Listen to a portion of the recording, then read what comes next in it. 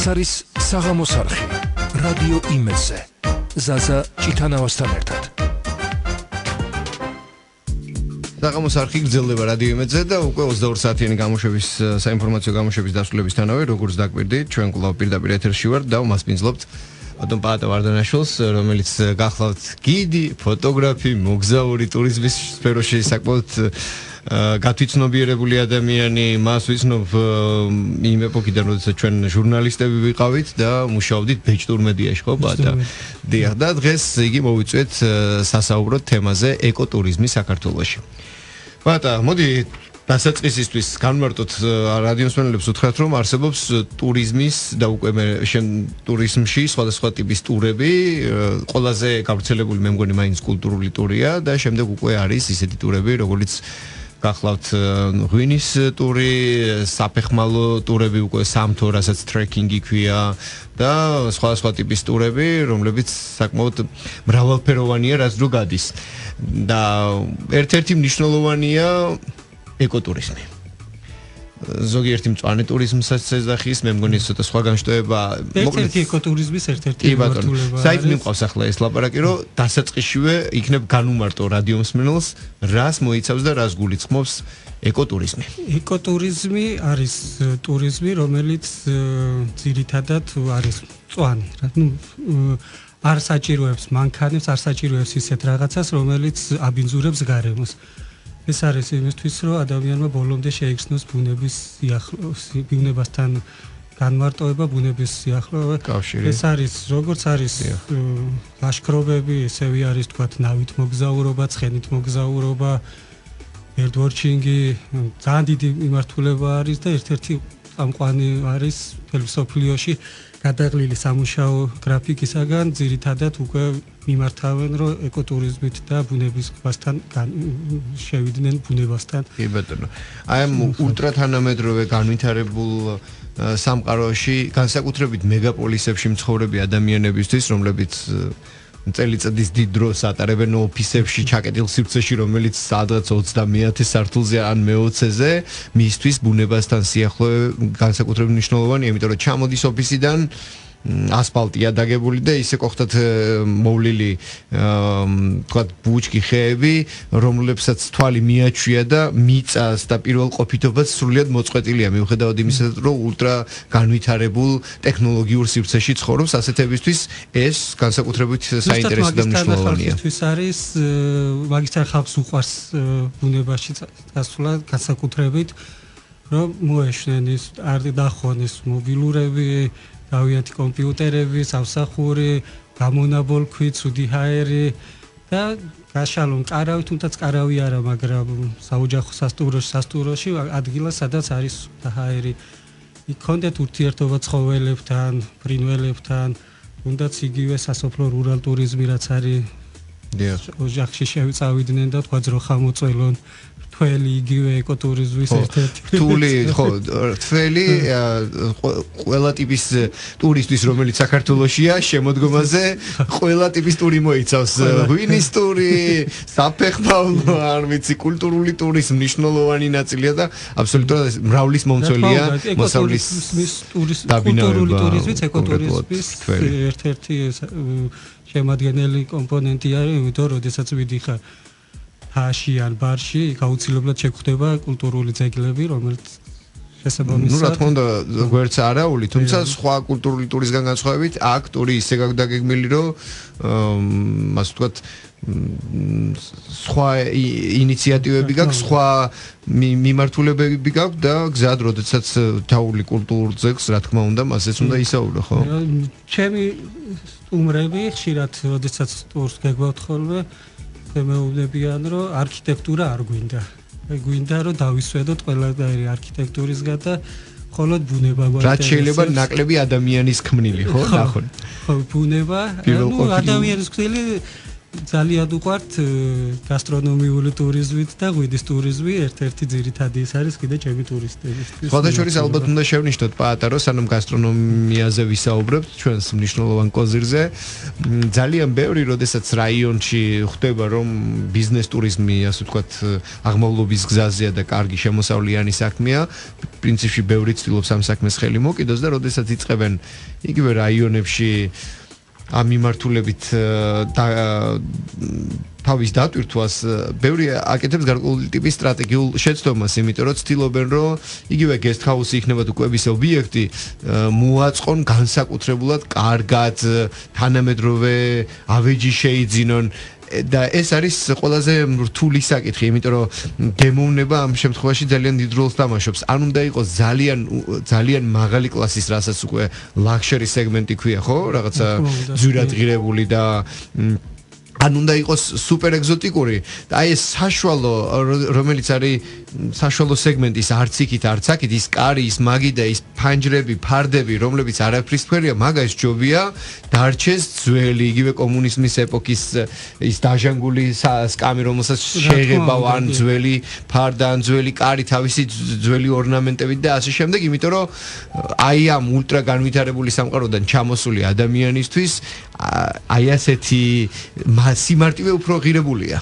ადამიანი რომელიც არის შეჩვეული რომ თელი დღის განმავლობაში და თელი თავისი ცხოვრების განმავლობაში ხდება ოჯახის წევრებს გზაში და სამსახურში მათ უნდათ ახალი ურთიერთობები და დიზაინი ინტერიერი ექსტერიერი ყველაფერი მაღალ დონეზე თვალიანად შეჩვეულია.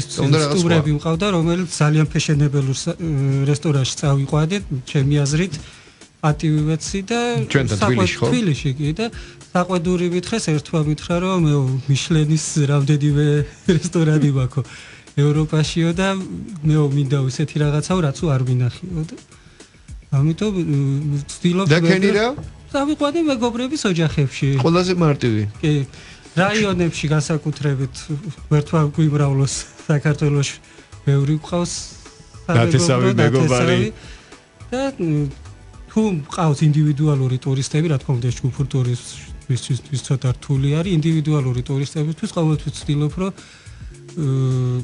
წავიყვანო, ვანახო ისეთი რაღაცეები, პირდაპირ მეუნებია ხოლმე, აი რა სადაც შენ და შენი მეგობრები დადიხართ, იქ წაგვიყვანე. იმათ არ აინტერესებთ ბევრი ლაპარაკი ისტორიაზე, თარიღებზე, სახელდაგვარები.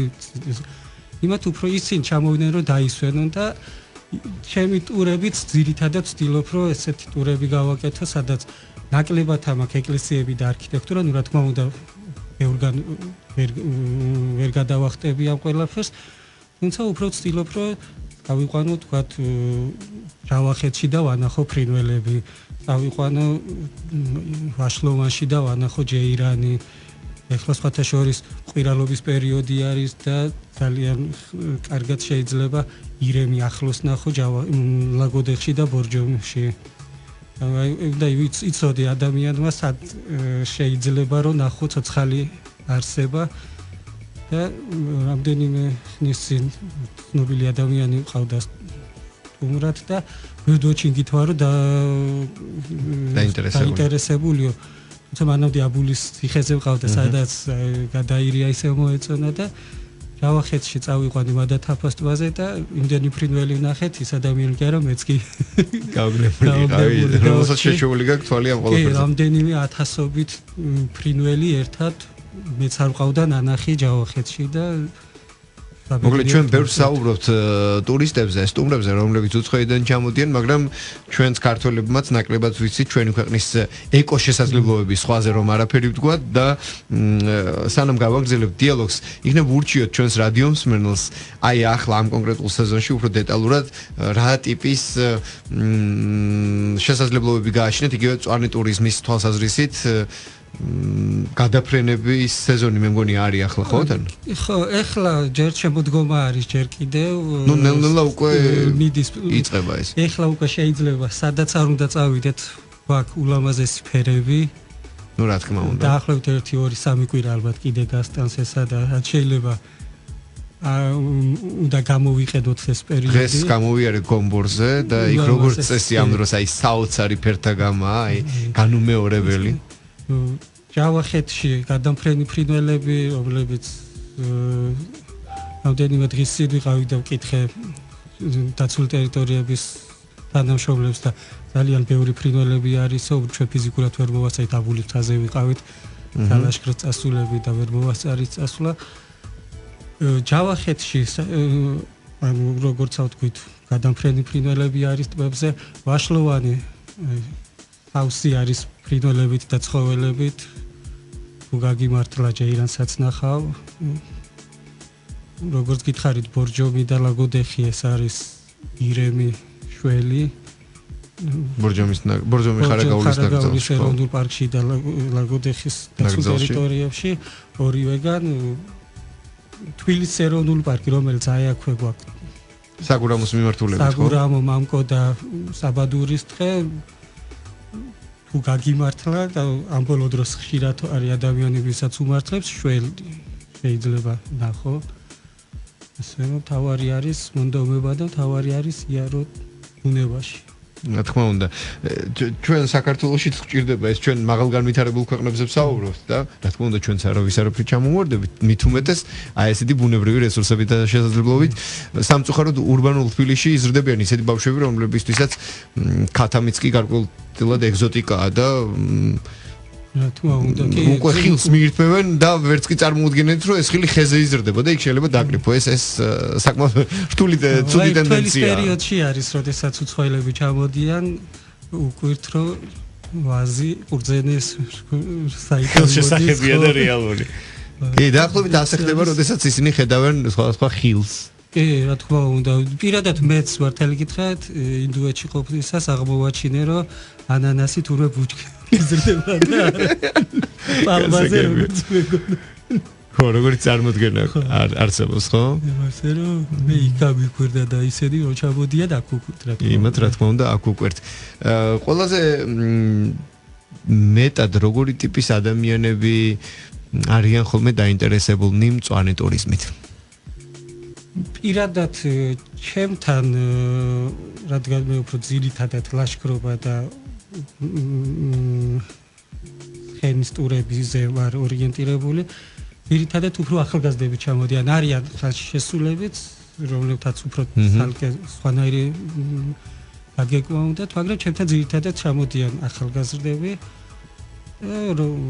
კარგად ფიზიკურად მზად, რეალურად არაფერი არ მჭირდებათ ჩვენგან, მხოლოდ გამყოლი უნდათ, რომელთაც აი იცის ის ადგილი და ისტორიები და ლეგენდები, რომელიც საცხენოსნო ტურების მხრივ უფრო მეტად რა სივრცეებია განვითარებული მთაში, მეტწილად თებისკენ. საცხენოსნო ტურები ბევრგან კახეთშიც არის შესაძლებელი, გურიაში არის შესაძლებელი, სამეგრელოში შესაძლებელი, ხევსურეთში, ლეჩხუმშიც არის შესაძლებელი. ანუ ბევრგან არის თბილისის ეროვნულ პარკში. ანუ კითხვა მქონდა უფრო ინტერესი და მიმართულება საით არის. ვთქვი, რომ მე უფრო საცხენოსნო ტურები გავაკეთო მთაში ზაფხულის პერიოდში, უფრო თუშეთი, ხევსურეთის მიმართულებით და სვანეთში. და ძალიან საინტერესო სეზონი დგება ზამთრის. გასაგებია რომ ზაფხულის შემოდგომა გაზაფხული მწვანე ტურიზმისთვის იდეალურია. მაგრამ რა საშუალებები არის ამ ხრივ ზამთარში საქართველოში? გასაგებია რომ ჩვენ აღმოსავლეთ საქართველოში 2 ზამთრის კურორტი გვაქვს, დასავლეთ საქართველოში 2.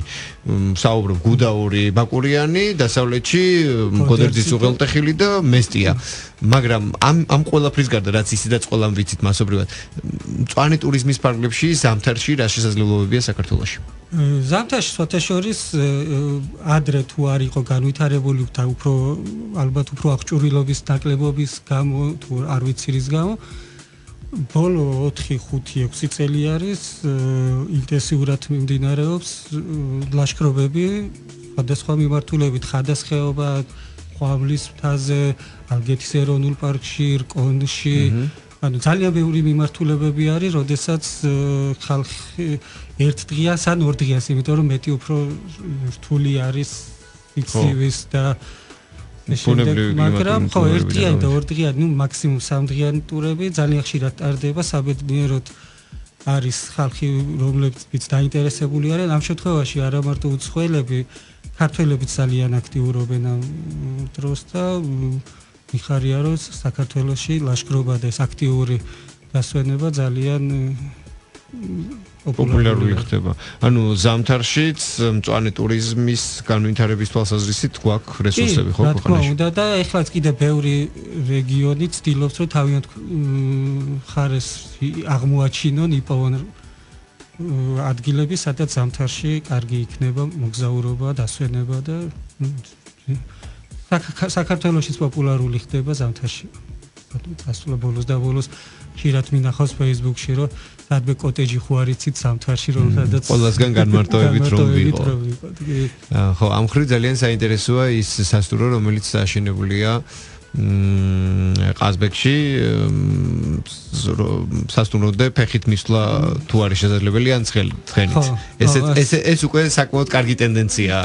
კი, და წელს როგორც ვიცი ჯერ ბოლომდე დამთავრებული არისო და უკვე ხალხის დაინტერესება იყო ძალიან მაგარი. მეც არ ყოფილი ვარ, ძალიან მაინტერესებს, მაგრამ კარგი მიმართულებაა და იმედი მაქვს, რომ ასე ვთქვათ აიტაცებენ ამ იდეას. კი, ძალიან კარგი არის და მიხარია რომ ეს დაახლოებით იგივე ტენდენცია აქვს მაგალითად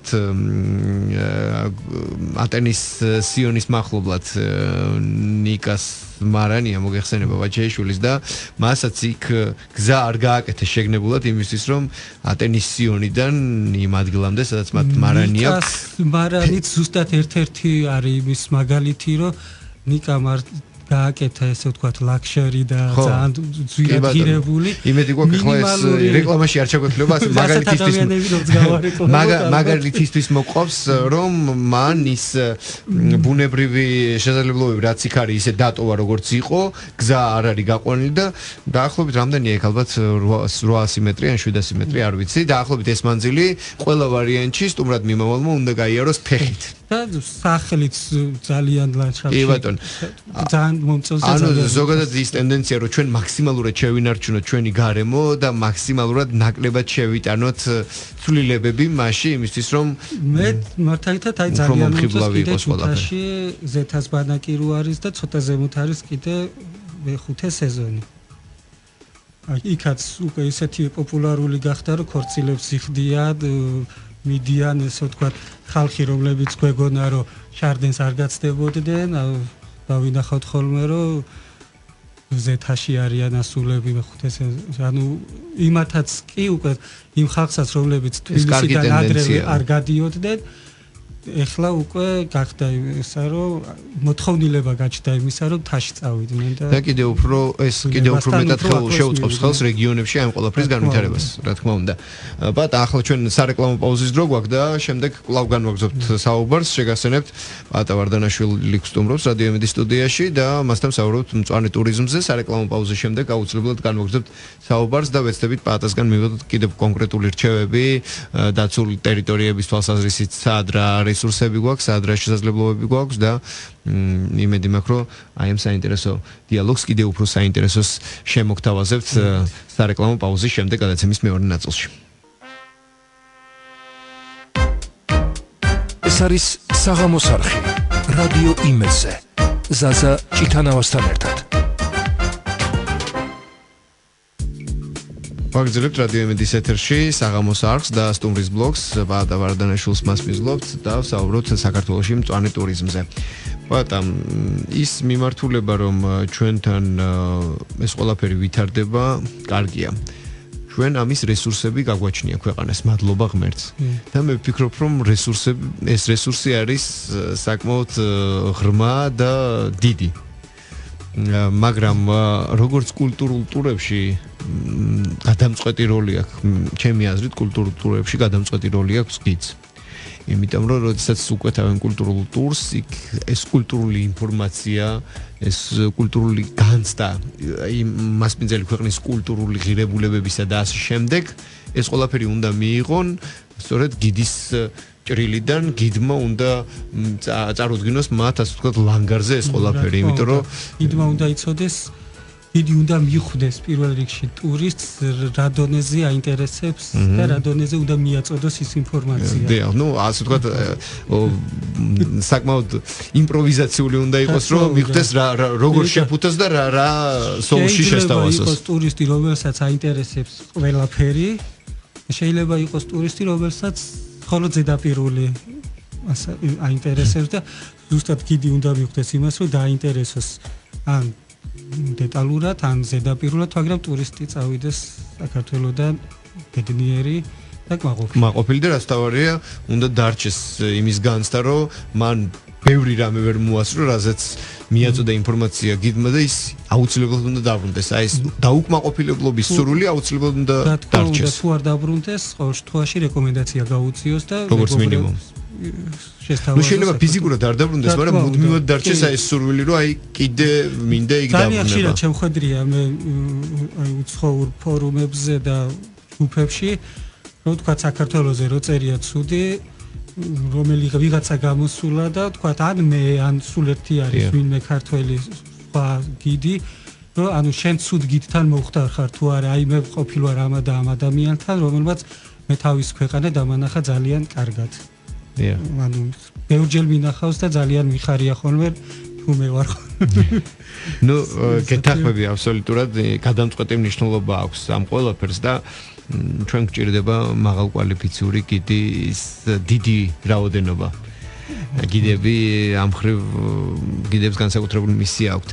და საით მიმყავდა ეს ჩემი კითხვა, რატო დავიწყე, რომ ასეთივე განსაკუთრებული მნიშვნელობა აქვს ალბათ ხო ყველა ვარიანტში, როდესაც წვანე ტურიზმზე ვსაუბრობთ, იქ კიდე უფრო მეტი პასუხისმგებლობა გააჩნია გიდს. შეიძლება იმდენს არ ყვება როგორც კონკრეტულ ობიექტზე კულტურული ტურისტის მატარებელი გიდი, პირობითად ვამბობ, მაგრამ მას სრულიად სხვა პასუხისმგებლობა აქვს აღებული, იმიტომ რომ უსაფრთხოების ზომები იქ უფრო იზრდება, საფრთხე ასე ვთქვათ უფრო მეტია და მან მინიმუმ უნარები უნდა გააჩნდეს იმისა, რომ სრულიად გაუთვალისწინებელი რამ შეიძლება მოხდეს, სრულიად ასე ვთქვათ ცივილიზაციისგან განმარტოებულ სივრცეში, ხო?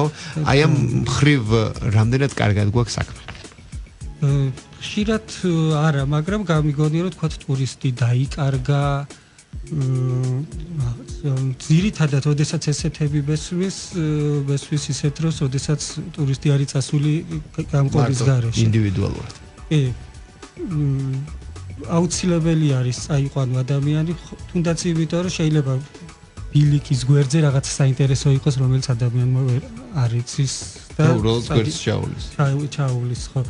ისედაც უსაფრთხოების იცის ადგილობრივმა გიდმა, ხო, იცის სად რა შეიძლება იყოს ხიფათი. აქ საბედნიეროდ თუ საუბედუროთ არ ვიცი, საქართველოში ცხოველები, კაცებელი ცხოველები არ გვხვდება, ამიტომ მაგისში ნაკლებადაა, თუმცა როდესაც ლაშქრობას მიდია ხოლმე სულ ეხება რომ აი დათვი, მგელი, მე არ შევხვედრია მთელი ცხოვრების მანძილზე ესეთი, მაგრამ აუცილებელი არის რომ არ დაიკარგო, აუცილებელი არის რომ ადამიანი რომელიც აგიხსნის თუნდაც იქ სადახარ იქაურ ჩვევებს, კულტურას, ტრადიციას, აგერ თუშეთში რომ მიდიხარ, აუცილებელი არის რომ იცოდე რომ ღორის ხორცი არ უნდა წაიღო და ღორის ნაწარმი არ უნდა წაიღო.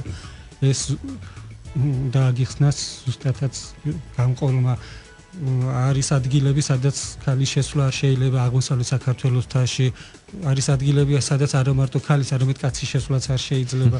ეს ყველაფერი უნდა იცოდეს, პატივი უნდა სცემდეს პირველ რიგში ზუსტადაც გამყოლი ამ ყველაფერს, რომ ადგილობრივ ტრადიციებს და ეს ისე უნდა მიაწოდოს თავის სტუმრებს, რომ რომლებსაც არ გაუჩნდეთ პროტესტის გრძნობა და პირიქით სიამოვნებით შეასრულონ ის წესები და ტრადიციები, რაც არის. და ამ შემთხვევაში უკვე გიდს თუ გამყოლს განსაკუთრებული მისია აქვს, რომ ეს ყველაფერი სწორად, სწორი რაკურსით წარუდგინოს. აგრესია ჯერთი მახსოვს რომ ეს აგრესია პროფესიული შეცდომა ალბათ. გამოიწვიოს, იმიტომ რომ როდესაც ჩადის ადამიანი რომელიმე ქვეყანაში ან კუთხეში, იქ იცის რომ იქაური ტრადიციები უნდა დაიცვას და შეიძლება თვითონ არ იცოდეს, მაგრამ აი ერთი მაგალითი ეს ტრადიცია არა მარტო ეს არის, რომ თქვა გიდმა აუგზავნოს, არამედ გიდის ზუსტად მოვალეობა არის, რომ ესენი აუხსნას ზუსტად ისე, რომ მიზეზები განუმარტოს და ასე შემდეგ. და მინდა ასე ვთქვათ ვისარგებლო შევთხოვით და გულის ტკივილით კონკრეტული ფაქტი მოვყვე. ყაზბეგში ჩვენს ასე ვთქვათ ყველაზე ღირებულ, ერთ-ერთ ყველაზე ღირებულ ადგილას გერგეთის სამების მონასტერში იყო შემთხვევა, როდესაც იმ მომენტში იქ აღმოჩნდი და კონკრეტ არ დავახსახელებ ახლა იმ ადამიანების ეროვნებას, რომლებიც იქ იმყოფებოდნენ, აზიიდან იყვნენ და რაღაც ჯგუფი იყო 5 თუ 6 კაცი და ისე ყვიროდნენ. ისე საუბრობდნენ, რომ მე მესმის, რომ ეს მათთვის შეიძლება ასე ვთქვათ მათი კულტურა ასეთია, ასე ვთქვათ, ხმამაღალი მსგავსი ტიპის საუბარი და ასე შემდეგ და თან ახლავს გიდი. და უკვე არის შიგნით მონასტრის ტერიტორიაზე. და გიც უთხარი რომ იქნებ განუმარტოთ რომ მონასტერში არიან, შეიძლება ვერ გაითავისეს ეს მომენტი რომ მონასტერში არიან და იქნებ ცოტა მეტი მხოლოდ ხმაური არისო იქ ასე ვთქვათ რა, რომ ცოტა მეტი ყურადღება და პატივისცემა გამოიჩინონ. და ის პასუხობს რომ ნუ რა უნდა ვქნათო ახლა ეს ამათი კულტურა არისო. როდესაც შენ ხვდები რომ ეს იმათი კულტურაა და შენთან არიან სტუმრად ჩამოსული, შენ ხო ჯერ პირველ რიგში შენი კულტურა უნდა დაახვედრო და უნდა აუხსნა, ხო? და იმას როდესაც გააჩნია თავისი კულტურა, შენ კულტურასაც დააფასებს და სწორედ ისე მოიქცევა, როგორც შენ და მეც მგონია რომ მაგ დროს უფრო უკვე გიდის პრობლემა არის. მე მგონი ცალსახა პრობლემა. თავის თავად და მაგრამ როდესაც ჩვენ ჩავდივართ უცხოეთის ნებისმიერ ქვეყანაში არის რაღაცა ტრადიცია, რომელიც თქვათ აღმოსავლეთის ქვეყნებში, არაბულ ქვეყნებში უფრო მკაცრად არის. კი ბატონო. თქვათ დასავლეთის ქვეყნებში შეიძლება არა, მაგრამ თუმცა იქაც არის. დასავლეთის ქვეყნებშიც მე ვიცი, რომ ძალიან ხშირად თქვათ ეკლესიაში არ შეუშვიათ ხალხი თუ არ არიან შესაბამისად ჩაცმულები. რასაც საქართველოში შეიძლება ვიღაცამ პროტესტი გამოთქვა. ძირითადად ეს გიდებისგან მესვის ხოლმე რომ ჩემი სტუმრები არ შეუშვეს, იმიტომ რომ შორტებით იყვნენ. შორტებით მეც იშვიათად დავდივა შორტებით, მაგრამ თუ შემთხვევით შორტებით ავარ ტაძარში აუცილებლად შემოვის. დიახ, სპეციალურად. თან მით უმეტეს რომ ყველა ტაძარში დევს ის ტრადიცია რაც არის, როგორც არის რომ არ შეიძლება წირვის დროს შესვლა, რომ იქ მომლოცველები არიან და ისინი შეაწუხო. ეს ელემენტარული კულტურაა არის და ეს ყველა უნდა იცოდეს. რა რელიგიურ თემაზე ელემენტარულად მუზეუმში რო შევდივართ, ეთიკის ელემენტარული ნორმები არსებობს, ხო? არ უნდა იხმაურო და ასე შემდეგ რა. მე ახლა ერთხელ მუზეუმში შევდიოდით და რაღაც ხუმრობით რომ არ უნდა იხმაურონ, არ უნდა ხელი მოკიდო ყველაფერს. გამოვაცხადე რომ ეს მუზეუმში შეგვიძლია მეთქი ყველაფერს ხელი მოვკიდოთ, სურათები გადავიღოთ, ავიღოთ ესე. პროტესტი გაუჩნდათ, რა თქვია ესეთი მუზეუმი. რა ვთქვი მე რომ ყველაფერი პირიქით უნდა იყოს და გაეციდათ და რა თქმა უნდა ეს შეასრულეს. ანუ არის როგორ მიაწვდი და არის რა თქმა უნდა თავარი არის, რომ მე მახსოვს ინდოეთში რომ ცხოვრობდი, ტაძარში რომ და შესულიყავი, ფოტოაპარატს კი არა, მობილურსაც გატოვებდნენ და საათსაც კი ამოწევდნენ, ხო არა გაქვს შიგნით ფოტოსაშუალება, გარეთ გატოვებიდნენ და როდესაც ტაძარში შედიოდი, იქ იყო მომლოცველობითი ტური, იყო უკვე ყველა ვარიანტში. ფეხზე იხდიდი, ფეხში შველა შედიოდი და რო გამოდიოდი, ანუ მიყვებოდი ხალხს, უკან გამოსვლის საშუალება არ ქონდა და საბოლოო ჯამში მე მივხვდი, რომ ჩემთვის როგორც ფოტოგრაფისტს ეს არ იყო საინტერესო და 2 თუ 3 ტაძარი რო ვნახე, იმის მერე ვცდილობდი რომ ტაძარი მხოლოდ გარედან მენახა, შიგნით და ის რაც მე მაინტერესებდა რომ სურათი გადამეღო, ანუ მე თვითონვე აღარ შევდიოდი. ვერც გავბედავდი იქ, რა ვთქვი, ფოტოაპარატი. ეს იყო წესი და გასაგებია და ამ წესს ემორჩილები. რადგან მეტი დრო აღარ გვჩება და გვანიშნებენ რომ უნდა დავასრულოთ, 2 წუთი გაგვჩება. ჩვენ გვაქვს მადლობა ღმერთს დაცული ტერიტორიები ამ პატარა ქვეყნისთვის საკმაოდ გვაქვს. შენ ამ სივრცეში დასაქმებული იყავი, კარგად იცნობ. შენი ფავორიტი ასე ვთქვათ ადამიანისთვის, რომელიც ხარ მოგზაური, გიდი და ფოტოგრაფი, რომელია ძალიან საინტერესო. საერთოდ არის რომ თქვა, როგორც იწახია ხოლმე. ყველგან მართლა ყველგან ძალიან და საერთოდ არსებობს ადგილი, სადაც იყო რამე ქვეყანაში არ წავიდოდი, ყველა ქვეყანაში წავიდოდი. ფავორიტი ჩემთვის არა მარტო დაცული, ზოგადად საქართველოშიც არის თუშეთი. თუშეთის ეროვნული პარკი არის. თუმცა აი ძალიან დიდი სიამოვნებით დავდივარ ვაშლოვანში, ჯავახეთი ერთ-ერთი ჩემი ფავორიტი არის ადგილი, კოლხეთის ეროვნული პარკი. ირალა, არ ვიცი, აი ვერცერს ვერ შეელევი. ხო, ლაგოდეხი, აი ყველა კაი არის. ყველა სავარაუდოდ არა, მაგრამ არის ადგილები, რომლებიც მარტვილში მე რო ვიყავი შარშანში წასული, ვიძახოდი, აი მithmetes რომ ბებია მარტვილიდან ყავს და მარტვილი კარგად ვიცი, ისეთი ადგილები მანახეს ბუნების ძეგლები რომ ვიძახოდი 60-ში. შენ ახლა არ საუბრობ მარტვილის ცნობილ კანიონზე და არა, ოკაცეზე. მარტვილის არა. ხო, ისეთ მარტვილს თუ ავწდები 17 ბუნების ძეგლი არის თუ ავწდები და იქ რო ვათვალიერებდი ვიძახოდი რომ აი მე ვარ მეთქი 60-ში მეთქი თურმე არ ვწოდნია მე საბედნიეროდ ეხლა ვიცი. ძალიან კარგია და ყველაზე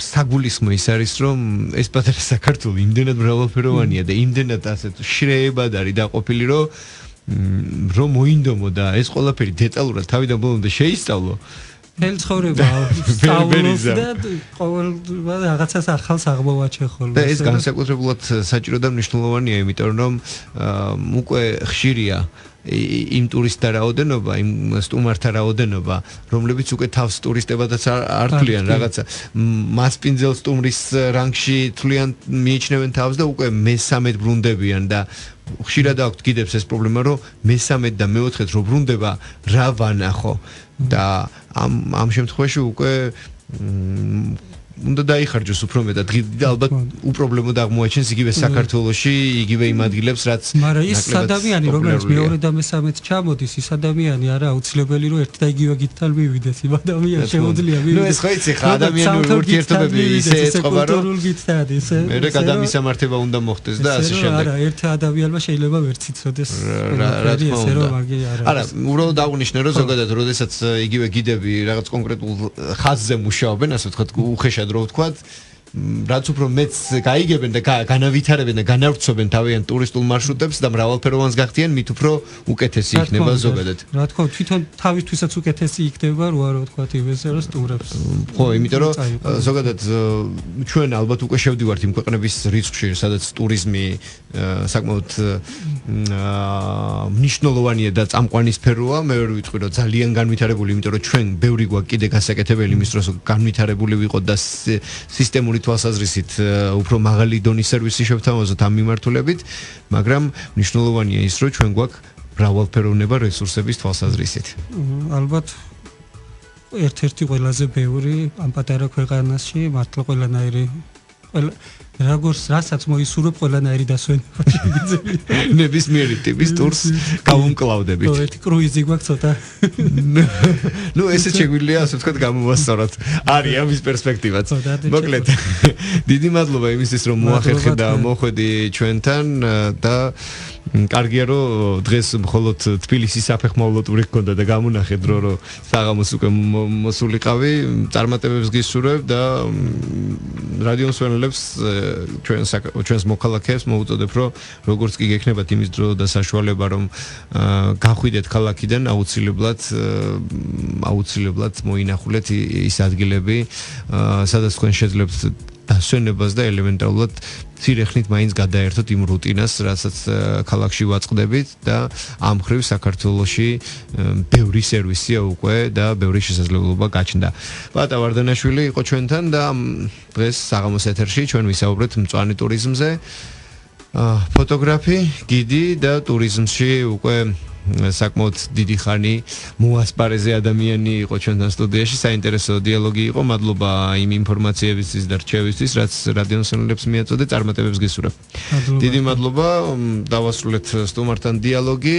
ახლა ჩვენ სპორტის სიახლეებს მოვისმენთ, შემდეგ ახალი ამბების გამოშვება, რომლის დასრულებისთანავე კვლავ დაგიბრუნდებით პირდაპირ ეთერში და დავრჩები თქვენთან საღამოს 23 საათს და 55 წუთამდე.